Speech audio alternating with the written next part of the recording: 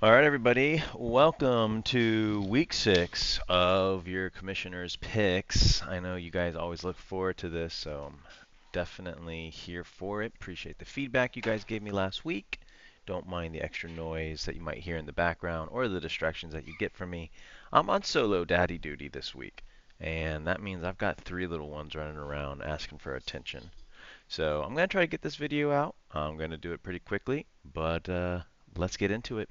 First off, we're getting into Paul's Wonderwolf versus Chris's Ligma Harball, Andy Reid, and right away you got 2, 2, and 3 teams. Maybe fighting for a low pick. Maybe they're still thinking that they're in it. Let's see what their teams look like. Caleb Williams and Michael Penix, I love it. I think both of these guys have good games today. Penix is going to go up against Buffalo, so it is going to be a little challenging. Would expect to see additional scrambling yards, a little run footage action from Penix.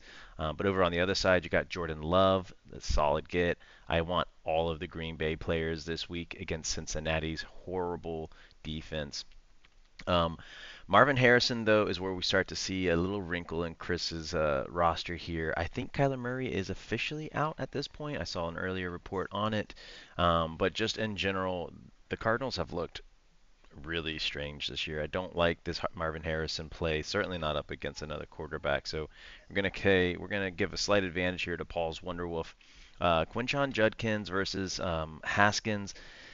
I don't think it's going to be a great game, but we're looking at sub 10 points here, so we don't have to have a great game just to stick to what they're already charting it out for. It's going to be a rainy game here, so we might see additional work from Quinshon.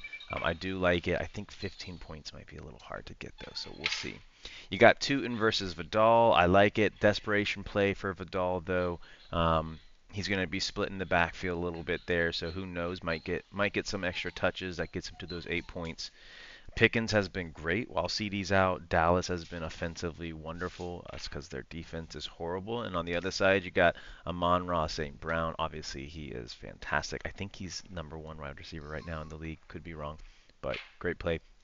This is where we get a big issue, though. Quentin Johnson is out. He's not going to be playing today, so we're going to see -8 points right off the bat here. Obviously, Lab McConkey is going to get the victory versus this 1-to-1, and I think Lab might actually do all right. So let's see what he does there. Um, what's been his past? Yeah, he had a good week last week. I thought I was crazy for a second there, thinking I was missing something, but no, I think he'll have a good week this week. You got a Dunze going up against Washington. Again, rainy, so maybe not the best of gameplay here, but I do think a Dunze pulls off the victory over Mims, who is currently playing, right? I'm fading everybody in this Jets and Denver game, but I do think, even though I'm not a big fan of Sean Payton, that the Denver Broncos are doing pretty well. Um, Speaking of that, let's see what they do here in the end zone.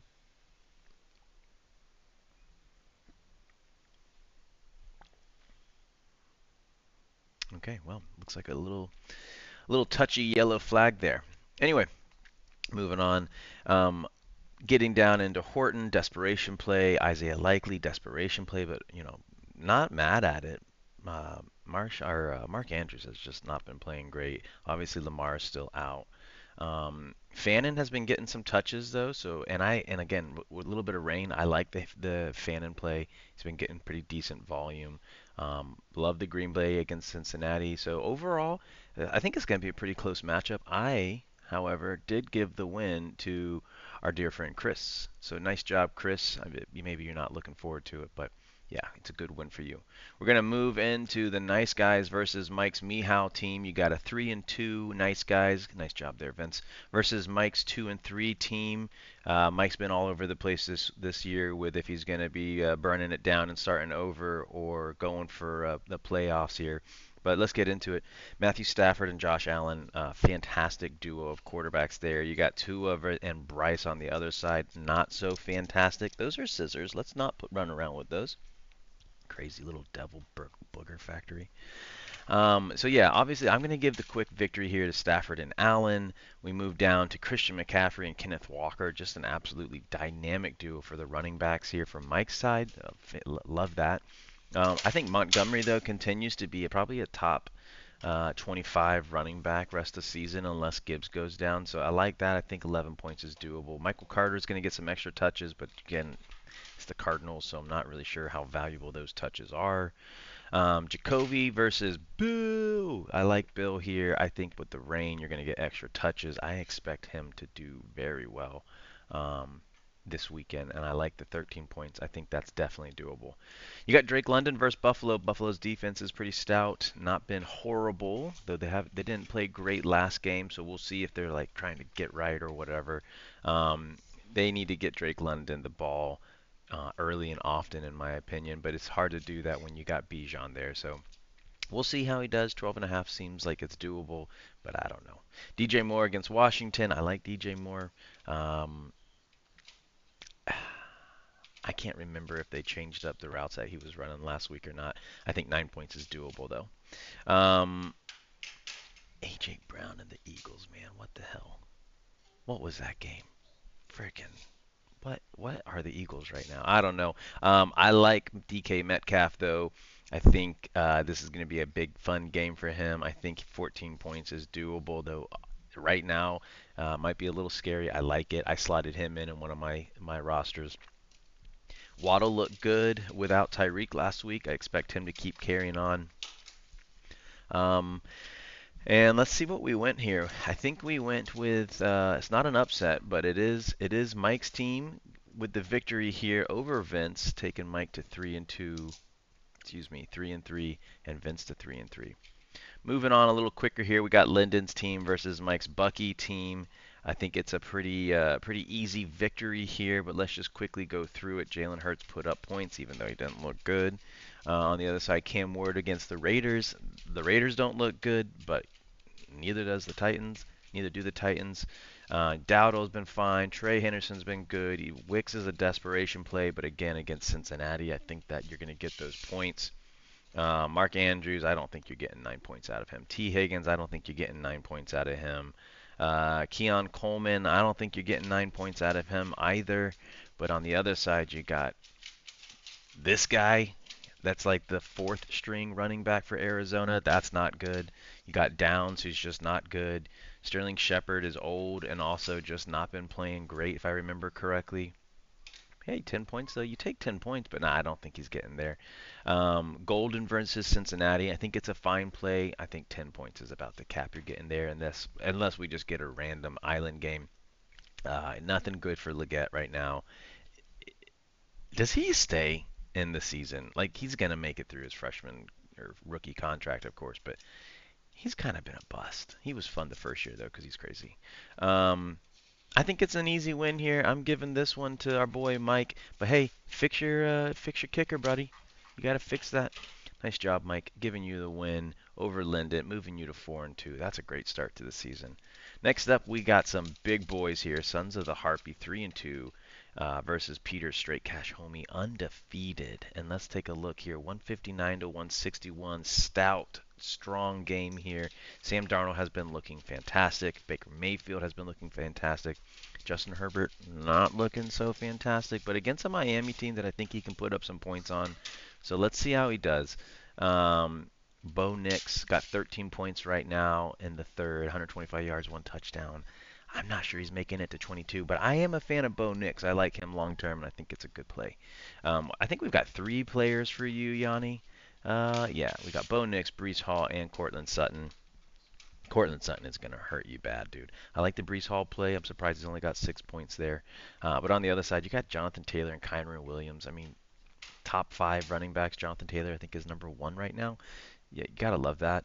I think Bourne is a sneaky play against Tampa Bay. Debo against Chicago. I don't know. If we start using Debo like we all think Debo should be used, I think this could be a good game. I don't know. Yeah, okay. For some reason, I had this game stuck in my head, but no, 4 and 5 were good. So yeah, that should be good. Calvin Ridley, not a big fan, but hey, Egbuka has been lights out. What a great pick for you. And I think Mike Evans and Chris Godwin are out, I think. So it ought to be a big game, unless you got one of San Francisco's cornerbacks shadowing them the whole time and shutting them down. But I don't know. I don't think that's going to happen. I think Egbuka might be that guy. Puka Nacua, speaking of that guy, absolute dynamite. So great game here. I think it's going to be close. But I am giving the win to Mr. Undefeated Peter. Nice job, buddy. 6-0. What a start. Doesn't get much better than that, does it? All right, we're moving into Brandon's Jonesing for wins, who's got 3-2, so he's definitely been jonesing quite hard. Versus Ian starting Bijan Pitts. Starting Bijan is the Pitts. Flea Flicker's got it at pretty close here. Let's take a look. Trevor Lawrence, Aaron Rodgers, Daniel Jones, Mac Jones, fantastic. Yeah, been fun. All four of these guys have been relatively fun to watch. Um, they got the double fall with the victory last week, and for Trevor Lawrence, Aaron Rodgers, I don't even know how he's still alive, but all the ayahuasca or whatever the hell it is that he likes to get down with is keeping him alive. Cook versus Atlanta. I think this might be a bit of a overreach. I think Atlanta's defense might actually keep him in lock a little bit, but man, maybe this the Falcon bias. Who knows? Um, I don't think Tyler Allgeier's been getting this many points. Like every other, huh? I didn't realize we had him that busy. Good for him, buddy. But Bijan Robinson, obviously fantastic. Genty as well, fantastic. You gotta love it. Charbonnet's been playing good. Juwan Johnson, tight end for the New Orleans Saints against New England. I think it should be a good game. He's getting good volume, but he's banged up. Questionable to play this week, so that's gonna be iffy. Kyle Pitts has a hard matchup, but I also am slotting him in another league. I think he gets some good touches today. Keenan Allen versus Miami. That should be fun. JSN has been looking great. I was just thinking about that trade with Aubrey a couple years back. Ian, you absolute dog. So nice job getting and holding on to him. Um, and then Tonjes versus Denke is a good matchup. I actually think Tonjes might have a good game here. Maybe even outscore Kincaid. But again, that might be the Atlanta bias in me. I am giving the win here to Ian. A slight victory, moving him to 4-2. Sorry about your luck there. Get back to Jones and for the wins. All right, next up we're going into KD's Tyreek's cardiac arrest versus JP's all-rookie team. You got a 2-3 JP versus a 1-4 KD. Both of these teams are not looking great, and you still got Chuba Hubbard in your flex position, which is just not going to help the cause here. Flea Flicker's got it at 106 versus 93. I don't even think we need to spend too much time on this one. Nice job, JP, rocking with the Spencer Rattler early get last year, taking the win this weekend, moving you up to 3-3. That's respectable. Moving into Teddy's Hydra with the Wacko for Flacco. Flea Flicker's got it at 128 versus 137. Jackson Dart looked really good on Thursday. I liked what I saw from him. Him and Scattaboo were crazy. That's such a fun group to watch. I'm excited to watch it. I do not, however, feel good about starting Flacco against Green Bay this weekend. I don't think it's going to be good for him. I hope you have the backup in Cincinnati because I don't think Flacco is going to live through many games like this. But if he makes it past this weekend, I think those odds go up quite a bit. On the other side, though, you got Drake May and the backup Jacoby Brissett against Indiana. So I don't know. We could see some. We could see some here. I think that confirms that Kyler Murray is definitely out, though. Taking a look though at running back Saquon Barkley and again the Eagles, just in general, not looking great. Not sure what that team's identity is right now, but they look just downtrodden. Pacheco, I like versus Detroit. That should be fun. The fucking guy is such a hard runner. But Gibbs on the other side, I mean, that's an easy victory for this one-to-one matchup. Garrett Wilson, 2 points right now in the end of the third quarter. What the hell? But you know what? That's kind of been Justin Fields' MO this year is like 3 quarters of garbage, and then in the fourth quarter they just get all the fantasy points. So let's see. Maybe you can get some respectable points here, get up to 10 with a touchdown in garbage time. The score is 11-10 right now, so they should be throwing, right? Devontae Adams versus Baltimore. That should be fun to watch. Cooper Kupp, I think, continues to grow with his volume and capabilities. Zay Flower, though, backup quarterback for Baltimore against the Rams. I've got him slotted in, but I don't feel good about it. I love Devontae Smith, but again, I'm just fading the Eagles in general. Whew, gosh. This is going to be a fun one. Who did I give this to? Oh, you know what? I got called out a couple weeks ago by these guys for not putting respect on their name.